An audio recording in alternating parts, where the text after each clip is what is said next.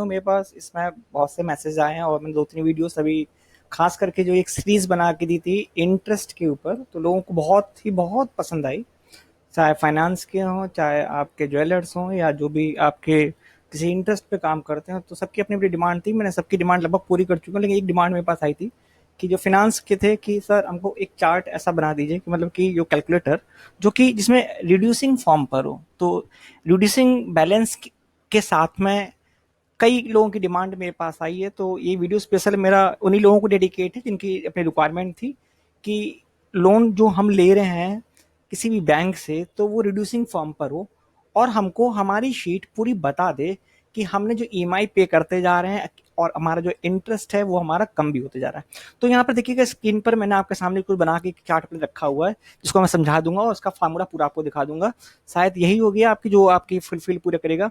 जैसे कि loan amount हमने यहाँ पर लिया हुआ है, ठीक, कोई जो भी अमाउंट है हमारे पास, वो अमाउंट 12% की डेट से 2 साल की ड्यूरेशन के साथ है, मतलब 2 साल की अवधि के साथ। ये हमारा चार्ट है जिसमें कि हमारे पास जो ईएमआई आई है वो आई है 4707 की, जो कि किस्तें हमारे पास हैं पूरी, क्या जो चलेंगी हमारी कितनी, आप देखिए यहाँ से पूरी पूरी 24, मतलब कि 2 साल का मतलब होता है वही 24 महीने। अब 24 महीने में जितनी भी आपकी ईएमआई आ रही है, तो उसमें लगने वाला ब्याज भी क्या होगा, हर ईएमआई के साथ देखिए यहाँ पर कम होता जा रहा है। तो यही चीज पूछी गई थी मेरे से कि हर ईएमआई के साथ में जो कम होने वाला ब्याज भी हमको मालूम पड़ता रहे, और उसके साथ भी जब हमारा ब्याज कम होगा, जाहिर सी बात है हमारा मूलधन क्या होगा, ज्यादा से ज्यादा जाके जमा हो जाएगा। तो यहाँ पर देखिए स्टार्टिंग में हमारे पास जो मूलधन कम हो रहा था, बाद में मूलधन की वैल्यू हमारी क्या होने लगा, ज्यादा होने लगा, मतलब कि प्रिंसिपल अमाउंट और इंटरेस्ट हमारा कम लगने लगा। और यहाँ पर आते आते जब लास्ट किस्त को हमने पे कर दिया 24 नंबर पर, हमारा पूरा का पूरा 1 लाख रुपए पहुंच चुके हैं, जिसमें कुल ब्याज हमने रिड्यूसिंग रेट पर हमने पे करा है 12,976। अब आइए तो कि ये वर्किंग की कैसे जाती है, इसके फार्मूले क्या होते हैं। तो इसकी फार्मूले कोई इतने टफ नहीं है, बहुत सिंपल ही है। बस ये कि थोड़ा सा इस पार्ट को एग्जैक्ट में, एक फिनांस का पार्ट होता है जहां पर फिनांस के फार्मूले सारे लगाए जाते हैं। तो मैं आपको बता रहा हूँ, तो इसकी मेरी एक वर्किंग शीट मैंने बैंक मैंने बना के रख दी ऑलरेडी यहाँ पर। ये प्लेन वर्किंग शीट जो आपके सामने आ गई है, इसमें जस्ट ये जो मैसेज देख रहे हो ये सिंपल टेक्स्ट टाइप है, इसमें कोई भी फॉर्मूला नहीं लगा हुआ। ये सीट हमारी पूरी प्लेन है। यहाँ पर मैंने सारे मंथ से देखिए पूरे टाइप कर दिए हैं 24 तक, तो यहाँ पर कोई फॉर्मूला नहीं, सिंपल टेक्स्ट है।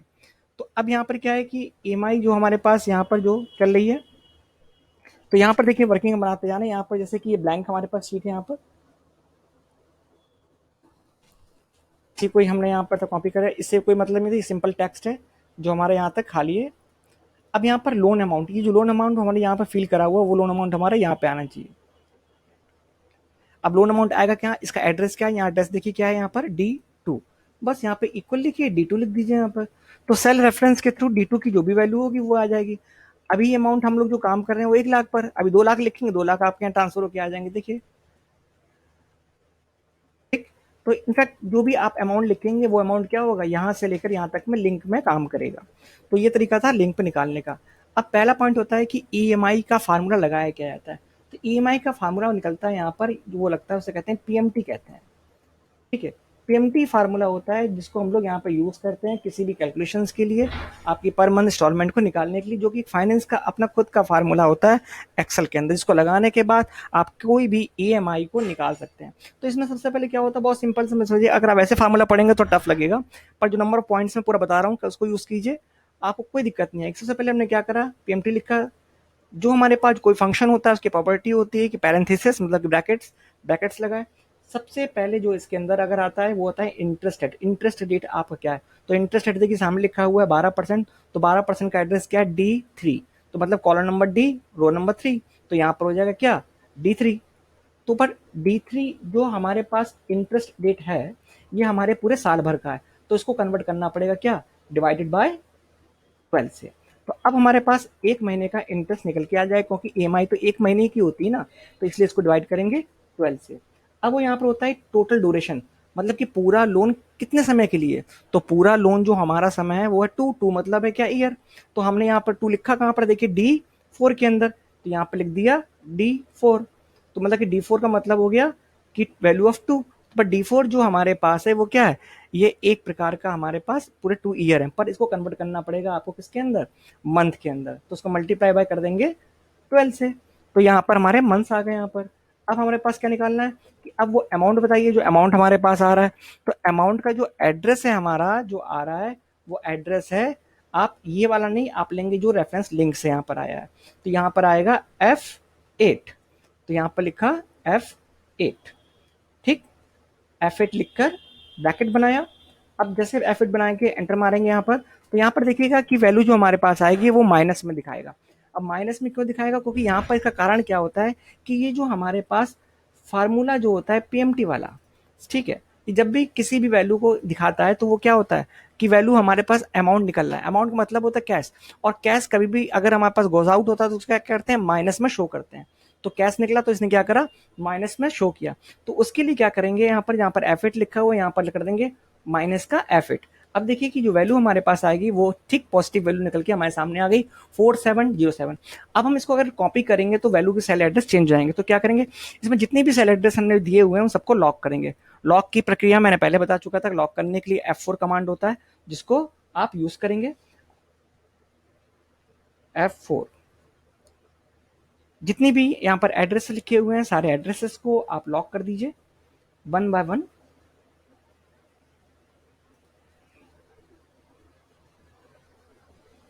तो ये हमारे पास जो एड्रेस है हमारे पास ये सब आपके लॉक हो गए। अब हमने क्या करा, इसको ड्रैग किया 24 टाइम्स। तो देखिए ये पूरी किस्तें हमारी यहाँ पर तैयार हो गई 4707 की।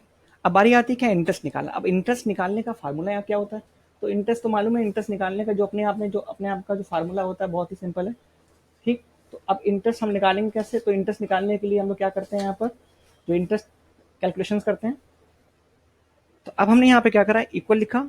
अब इंटरेस्ट किसका निकालना है, तो हमको निकालना है किसका, जो अमाउंट है। तो अमाउंट हमारा कहाँ पर लिखा हुआ है, F8 के अंदर। तो यहाँ पे लिख दिया F8, ठीक।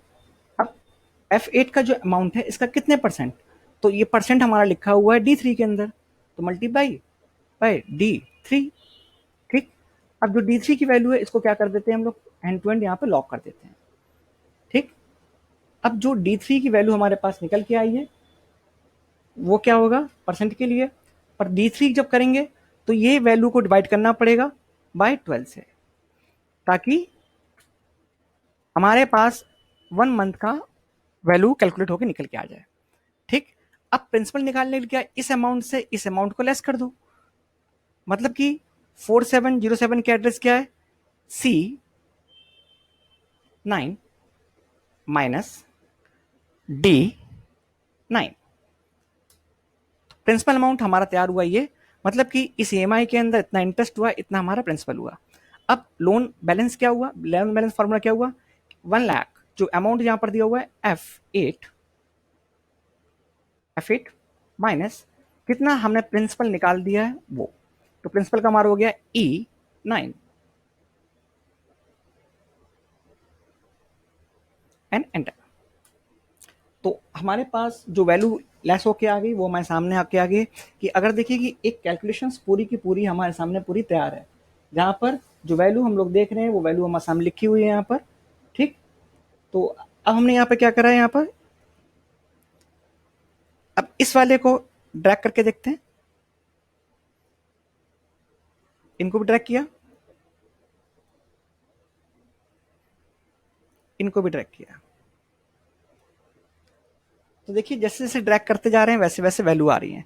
तो हमने क्या करा, इसको पूरा ड्रैग कर दिया नीचे तक। अभी जीरो होने दीजिए क्योंकि साइड की वैल्यूज नहीं है यहाँ पर।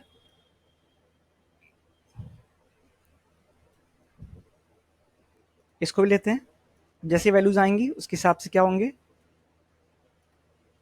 अब ये हमारे पास पूरी की पूरी वर्किंग शीट तैयार हो गई। यहाँ पर देखिए लास्ट 24th इंस्टॉलमेंट नंबर पे जो देंगे, तो यहाँ पर हमारा इंटरेस्ट केवल 47 रुपीज़ ही है, और हमारे पास जो मूलधन जो मेन गया है प्रिंसिपल अमाउंट 4661 है, और यहाँ पर हमारे आउटस्टैंडिंग अमाउंट हमारा 0 हो गया है। अब हमने क्या करा, इस अमाउंट को पूरा सेलेक्ट कर लिया बोथ, और इसको यहाँ पर ऑटो सम कर दिया। अब जैसे हम इनको ऑटो सम करेंगे तो ये वैल्यूज हमारे सामने आ जाएंगी। इस वैल्यू को हम लोग राउंड अप में लेकर चल देते हैं। थोड़ा सा एंटर कर देते हैं। ठीक, तो अगर आप देखिए कि जो हमने पास इंटरेस्ट पे करा है वो है 12,976, और जो नेट अमाउंट जो था हमने प्रिंसिपल अमाउंट पूरा पूरा पे कर दिया है। ठीक, अब ये देखिए पूरे यहाँ पर हमारे पास जो शीट थी पूरी क्लियर थी रिड्यूसिंग के साथ में। अगर हम यहाँ पर कोई भी अमाउंट डालते हैं, सपोज 50,000 रुपए, तो 50,000 रुपए की पूरी वर्किंग देखिए हमारे पास तैयार हो गई है। ठीक है, 50,000 रुपए पर हमारी किस्त ये तैयार हुई है, ये हमारे पास ब्याज जाएगा। ठीक है, हमने यहाँ पर इंटरेस्ट के साथ ड्यूरेशन सपोज 3 साल कर दिए। अब 3 साल के साथ पूरी वर्किंग हमारी तैयार हो गई है। हमने वर्किंग के लिए सपोज 2 साल करा, रेट ऑफ इंटरेस्ट हमने 12 की जगह सपोज 18% ले लिया, तो 18% से पूरी कैलकुलेशन हो गई। तो माय फ्रेंड्स, अगर आपको मेरा वीडियो अच्छे से अच्छा लगा हो और आपकी प्रॉब्लम अगर आपकी सॉल्व हुई हो, तो एक बार लाइक कर दीजिएगा और कमेंट डाल के मेरे को अप्रिशिएट कर दीजिएगा, तो थोड़ा हौसला अफजाई होता है सर। और जो फ्रेंड्स मेरे पास पहली बार इस वीडियो को देख रहे हैं, तो वो लोग इन चैनल को सब्सक्राइब कर लें, क्योंकि हर दिन मैं कोई ना कोई एक वीडियो जरूर लॉन्च करता हूँ जो आपकी डेली नीड से ही जुड़ा हुआ है। ठीक, जिसको आप कहीं ना कहीं कभी ना कभी ऑफिशियल फॉर्म पे यूज़ करेंगे। तो मेरे my dear friends, once again, Jai Hind, जय भारत।